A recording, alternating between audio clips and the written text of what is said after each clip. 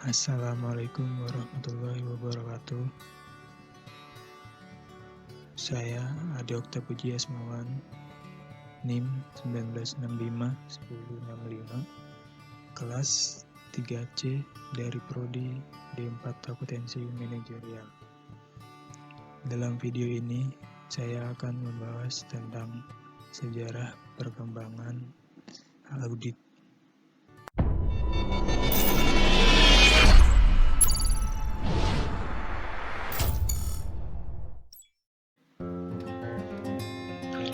Sejarah perkembangan auditing. Auditing sudah ada sejak dahulu kala. Para raja dulu menata usaha kekayaan kerajaannya dengan membagi fungsi pencatatan dan dilakukan penyimpanan untuk mencegah terjadinya penyelewengan yang akan terjadi.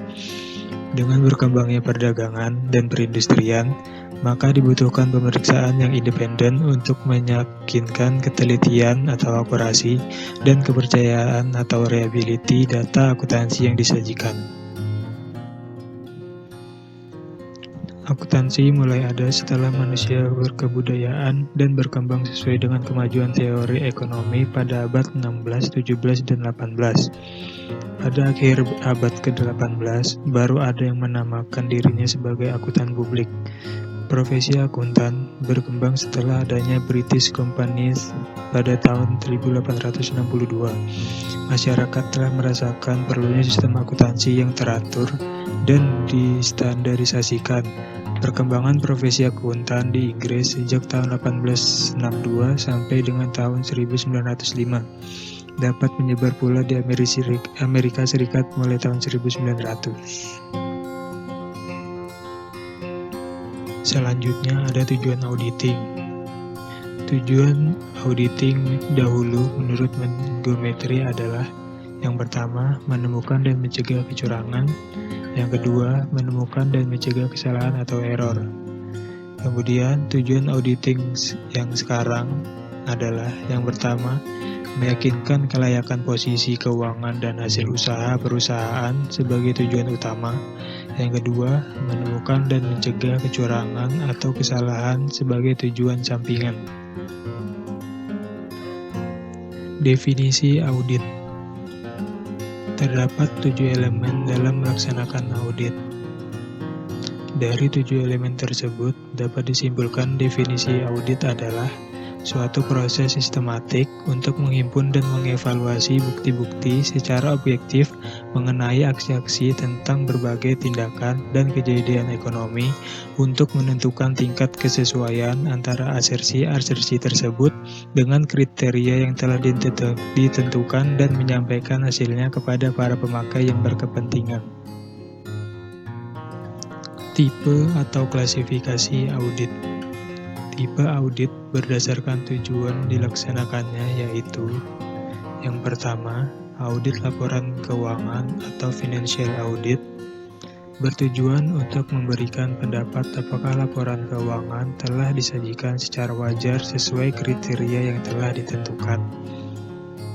Yang kedua, audit kepatuhan atau compliance audit, bertujuan untuk menentukan apakah kegiatan finansial maupun operasi tertentu dari suatu entitas sesuai dengan kondisi-kondisi, aturan-aturan, dan regulasi yang telah ditentukan.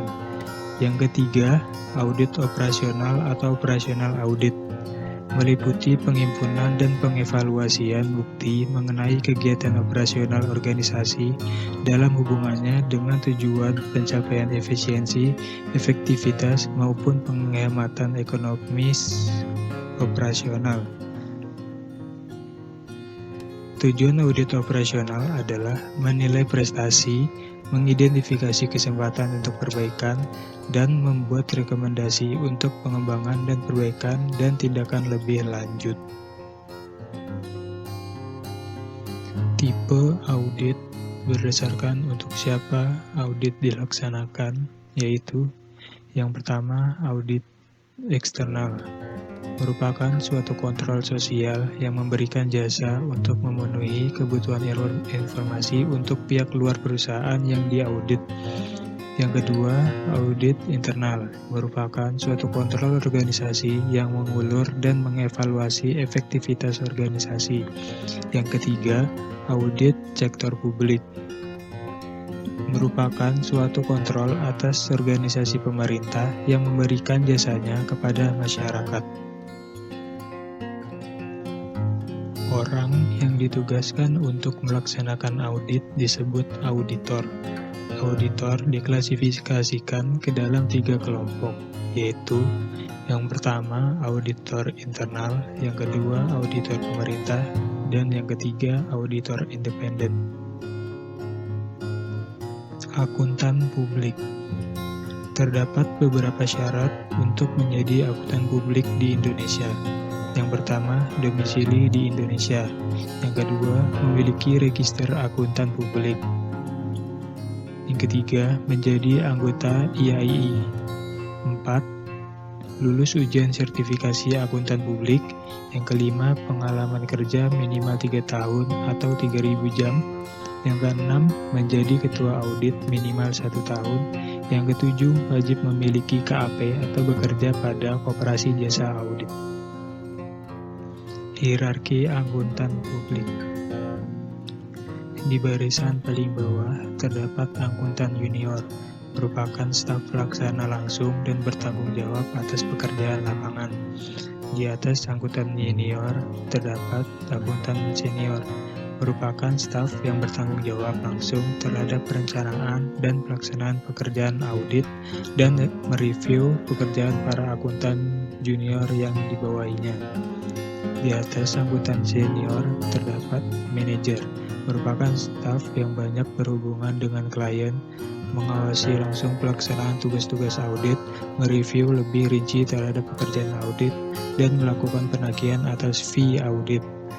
Yang paling atas terdapat partner, merupakan top legal client relationship, yang bertugas mereview atau menelaah pekerjaan audit, menandatangani laporan audit, menyetujui masalah fee dan penagihannya, dan penanggung jawab atas segala hal yang berkaitan dengan pekerjaan audit. Jasa yang diberikan kantor akuntan publik. Terdapat 2 jasa yang diberikan oleh KAP, yaitu jasa atestasi dan jasa non-atestasi. Jasa atestasi meliputi audit, pemeriksaan atau examination, penelaahan atau review, dan prosedur yang disepakati bersama atau agree upon prosedur. Jasa non-atestasi meliputi jasa akuntansi, pajak, dan jasa konsultasi manajemen.